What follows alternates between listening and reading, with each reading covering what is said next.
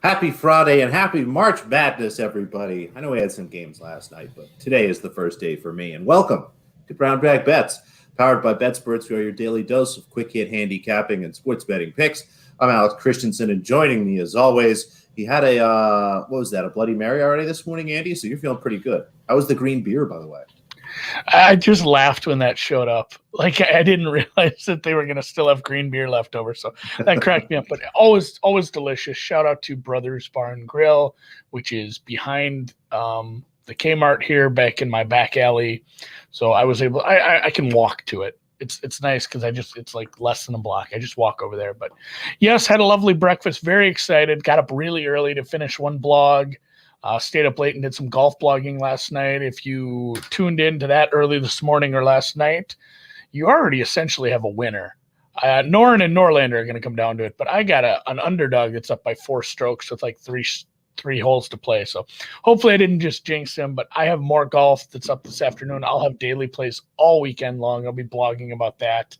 And of course, as we get into tournament time, I do have to thank our sponsor, WynnBET. Same thing as always, $500 risk-free bet if you are in Colorado or New Jersey, $1,000 if you're in Michigan. We'll have links for that throughout the tournament. Please use our links. You're able to get a free hoodie if you do. And also, I wanted to mention we are running a contest on the app right now. Basically, all you need to do, sign up for the app, use it to make one pick throughout the weekend, I believe was the thing. I'll double check on the terms and conditions. Basically, it's like have an app. What do you want to call it? Have an account on BetSports and make one pick throughout the weekend. You're entered to win $1,000. We just give away cash like that. If you like or retweet, we're going to give away some smaller amounts for that as well. So look for that. I'll retweet that again here. And yeah, let's go. We'll rip into some other sports picks here quick, and then we'll kind of close with basketball, college basketball. And like I said, kind of open it up to anybody who's in the Periscope or YouTube or other channels that has any questions, as the timing is kind of perfect. It is right before the first game. Like we're going to finish up 15 minutes before tip. So we'll start with some NBA. Dizzle, NBA. Two favorites this for us tonight, Andy, and no totals. Looked it through those. We've got a full slate tonight. A lot of question marks and close lines, but I like the Utah Jazz here, laying 5 points against Toronto.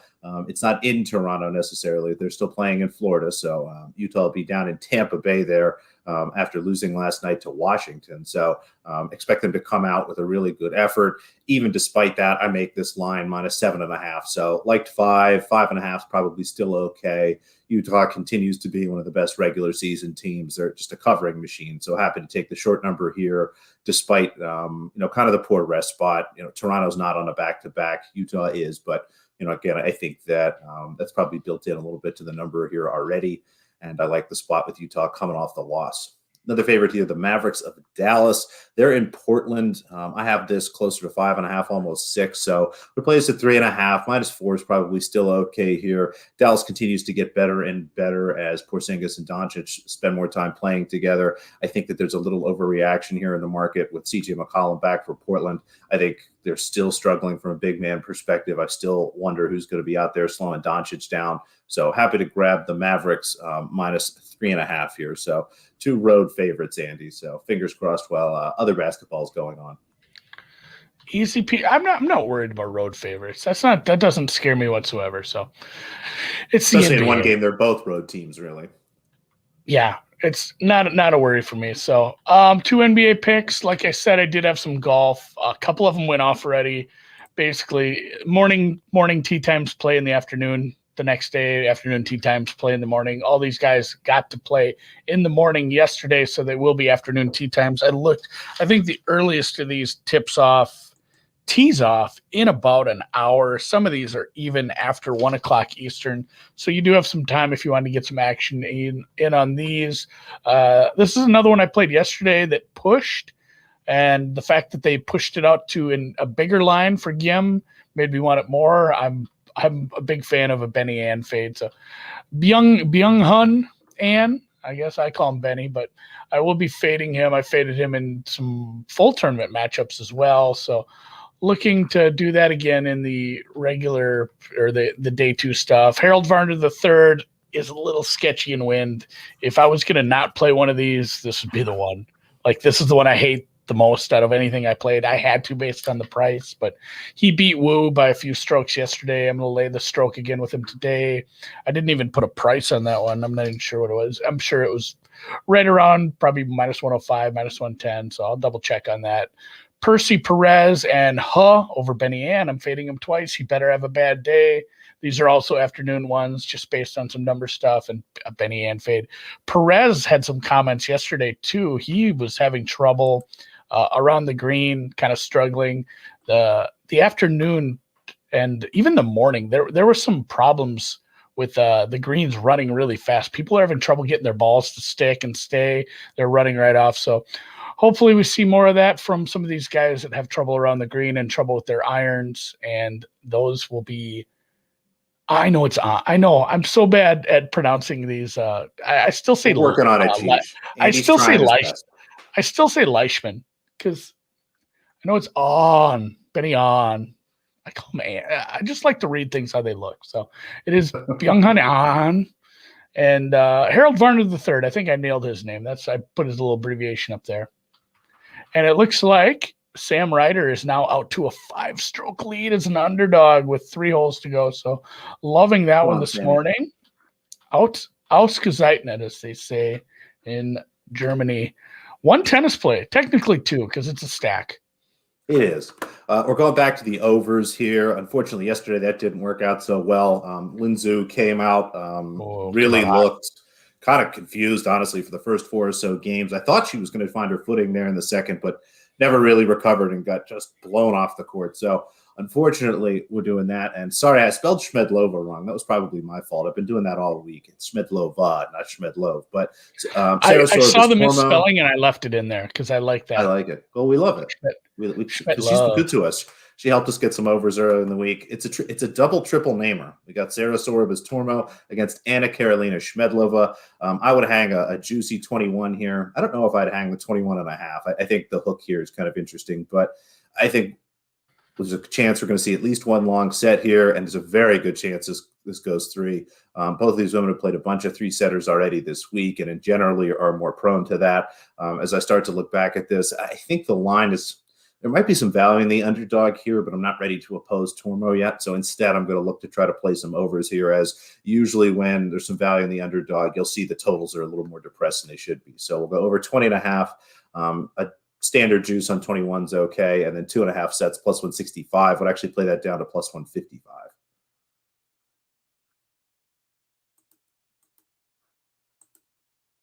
I like it when people do help me with pronunciation, though. It just makes me better. Because I listen to some podcasts. I listen to a podcast where somebody tried to just cover some golf, and I don't think they'd ever covered golf before. And I mean, they didn't get any of the names. I mean, a lot of the names were just butchered. So I feel your guys' pain there. If anybody does follow me over on BetSperts at Andy, they saw me put in a bunch of curious plays this morning. I talked about this on the podcast yesterday with Matt Russell on his podcast, The Window. I've talked about this in years past. This is something I do every year.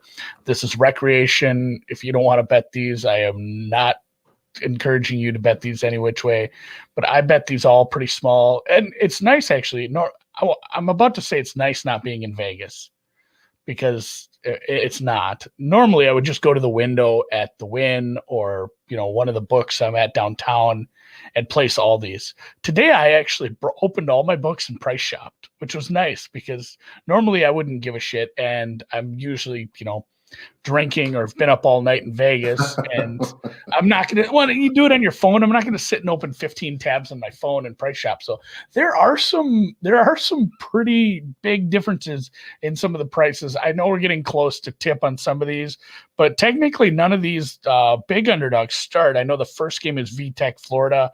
So Colgate, Arkansas, you still have about an hour before that one goes off. And I did put them in order of tip. So these are the first 4 in order to go. And basically, what I used to do is, you take 50 or $100, some people even do less, $20, and just bet all of the 14 through or the 12 through 15 seeds on the first day. And if you don't get anything cool, and by cool, I mean better than like 3-1 or maybe even a 13 seed or better, maybe a couple 12 seeds come through and that's it. Then the next day you double your stake. You martingale. You double down on that. So not only will I be playing these, I'll be playing it. And this isn't it. I have another slide full of these. I'll be playing these. I'll be playing tomorrow's no matter what. So if today goes well and we hit a few of these, tomorrow will be the same stake. If we don't have a good day hitting underdogs, I will double my fucking stake for tomorrow.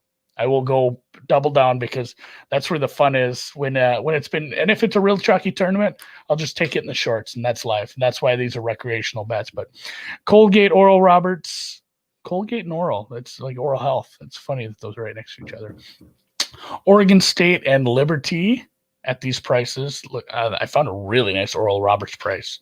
Like there's places that had it 9-1. Definitely do some shopping on these because you can find some big prices. Oops, I went the wrong way there. Cleveland State 1666, North Texas, Morehead State, and Winthrop. Yeah, these are. I don't know about that. Yeah, I know. I was a little worried about Cleveland State, and like I said, these are just fun. Like I take the. Yeah, I know. Thanks, Spoon.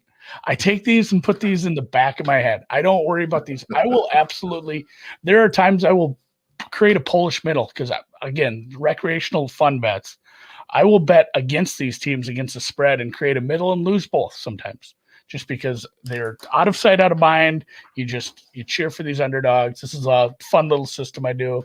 It sucks. I don't have any real bets yet. I probably will be playing a lot more second half stuff in this tournament. I tend to play a lot of second halves. So anything I do, I'll put on the app as fast as I can and probably tweet it out as well.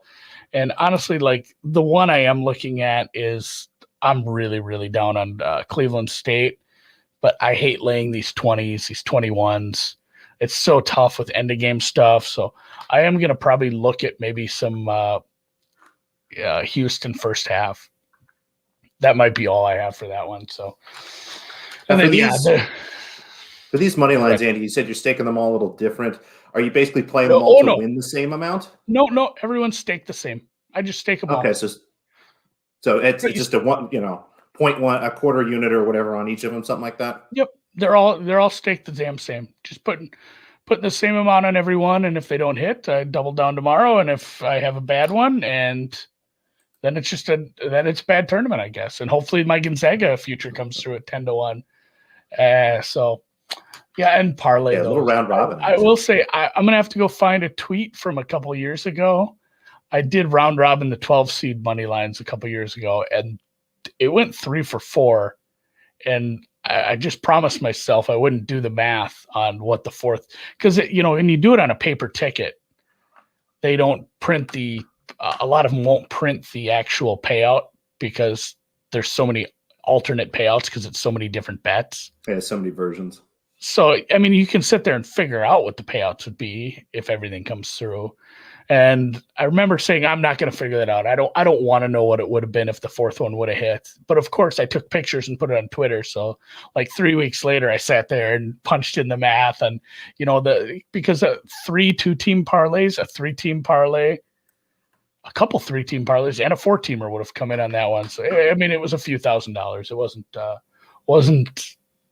I'm glad it wasn't the fourth of 4 games because then I would have had to worry about hedging. I think it was the third one.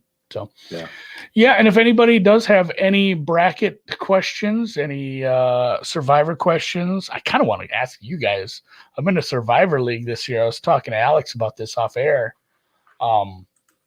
I don't really know the strategy for these Survivor Leagues because I ended up in a DM group or a DM with somebody else, and the rules are all different. So I really think it's going to be rules based, where mine has rebuys that don't matter during the first weekend if you don't worry about, doubling down on your stake. So you can go a little riskier.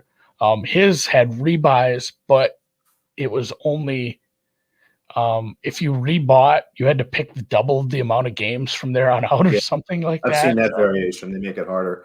My strategy always for these things has been, try to think about who you think is going to make long runs and maybe save them for later. So, like, if I was going to make 2 picks today, I missed a chance to get in any survivors. Rob was talking about Villanova. I think Villanova is probably a nice pick there. Minus 269, so a solid favorite on the money line. There's probably not a ton of people that are going to be picking Villanova. So from a game theory perspective, you're probably a little ahead of everybody. And then as you start to look at Villanova's next game, are you going to be looking to play Villanova against Purdue? Or are you going to use them against Baylor? Probably not. So like a team like that, I would highlight. And maybe that's what you do. You basically take Villanova and Purdue, knowing you're not going to use either one of those teams. So I always try to look for stuff like that. I know you bet Colgate money line. Arkansas might not be bad because you probably don't want to take. That's the thing. Like a couple of these, I definitely lean towards using. I believe I used Tennessee in one of my things, and then I just said I bet against them. So it's one of those things. You have so many different things going on. It's like when you get into Survivor League football and you play fantasy football and you do DFS and then you start betting and then you have maybe you're doing something like Monkey Knife Fight or something. You have a million things going on. It's one of those where and maybe you're in 6 fantasy leagues. It turns into who do you even cheer for? So I get to the point where I'll be looking at some of these smaller games. I know we have some NIT games today. I'm gonna look at these NIT games. I know so Louisiana Tech, and I mean the news is out on that now. There's probably some players that are gonna be missing from Ole Miss.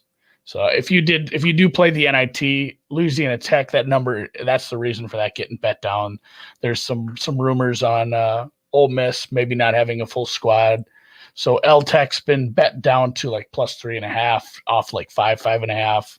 Buffalo, Colorado State's a good one, though. I should run the numbers on that quick and see. I always forget about the NIT because I've just been busy so much with this tournament this week. How you feeling about the Zags outright openings here? Somebody just asked in the chat too about to win the region at minus 175.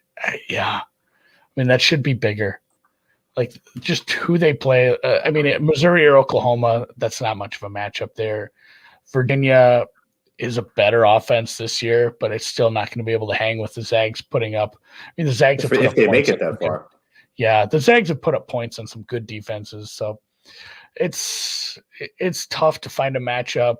And again, Virginia and Iowa, or maybe Virginia, Iowa, Kansas. I think they beat the top 3 other seeds in this region already. So Zags probably get to the Final Four, and then you need a little luck, I think, at that point, because they're probably the best team. They are the best team, but it's still tough to win 6 games in a row, especially once you get to the Final Four and you have some some top tier teams. You could be facing Alabama and Illinois one after another, or Michigan and Baylor. That's a tough ask to beat those 2 teams back to back over the course of a weekend. So I'm actually filling out a bracket right now. I got in one more league that I forgot about.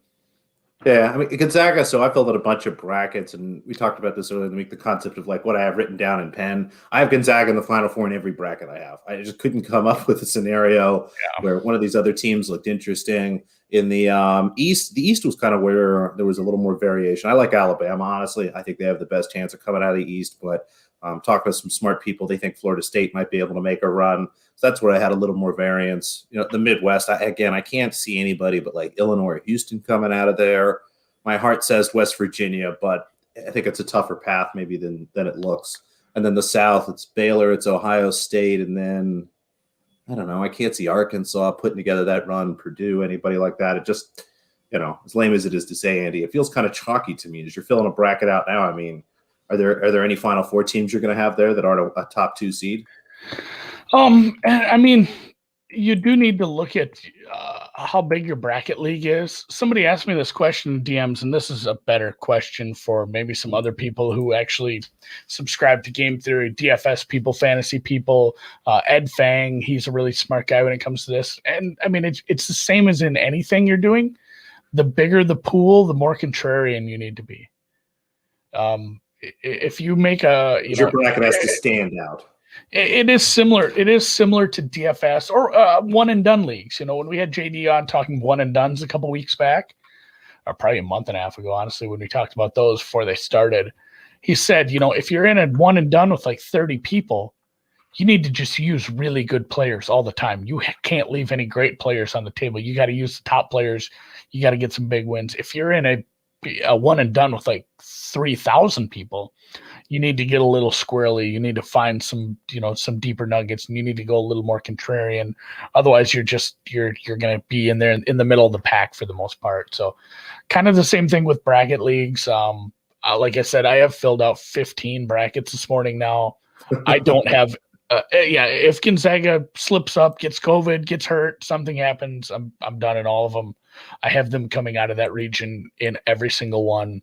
In the East, I have some with Bama. I have some with Florida State. I have some with BYU. I have some with Michigan. I think I even have one Colorado because it's a really big one, and I want to get squarely down there. And then the South, mostly Baylor. Baylor is really, really good, but I do have a couple Arkansas and one. A couple Ohio State. Yeah, one Ohio State. I went pretty light on that, but a couple Arkansas, and then the West, again, a lot of Illinois, but at the same time, quite a few.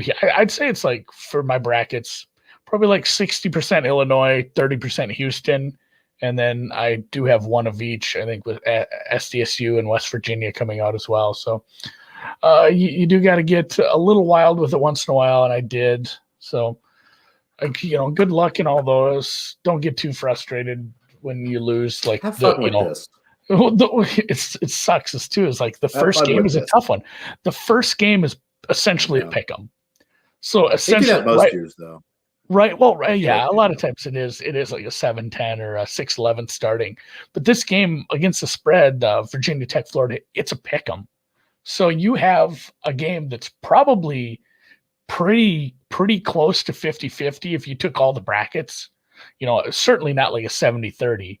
I know a lot of people do love Virginia Tech, and people love to take a 10 seed. Maybe I'd probably lean towards more people have taken them, but like half the brackets are going to get one wrong before noon today when Virginia's Tech's down by 25. So don't get too discouraged. No one will ever have a perfect bracket. That's just not a thing, not even in the multiverse. And have fun with all your contests and Survivor League stuff.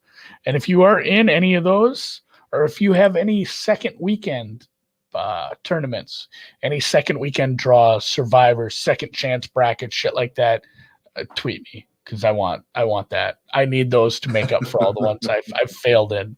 I love those. I do a random draw with buddies back home. Just everyone throws in $100. You get 2 teams, so there's 32 of us. I have Bama and USC this year. So roll Tide, go Trojans. Usually I don't think I've ever gotten a 1 seed in that. The best team I probably ever got was Jimmer Fredette way back. Was that a BYU team? Yeah. Yeah. So Jimmer Fredette's BYU. Jimmers. That's how long ago it's been since I've had like a high seed. So I'm excited to have a 2 seed this year. And look at that. My guy Mo is tweeting me with some regional prices from WinBet. I'll probably put something up after this because I think you could probably bet into most of these, maybe just not the Florida one. So I have region prices for all this. Once I get off the horn here, we'll dig into those a little and see if I come up with anything. Beautiful. First half Big Ten plays. Are they all in the same stadium? I wonder too. That's something I've been digging into. Which are the bigger stadiums? So there's Lucas that's Oil, the thing too, like Mackey, Farmers, and Assembly Hall. Lucas Oil is clearly the huge one. That's the massive one. That's a fucking football stadium. Whereas the other ones are just big basketball arenas.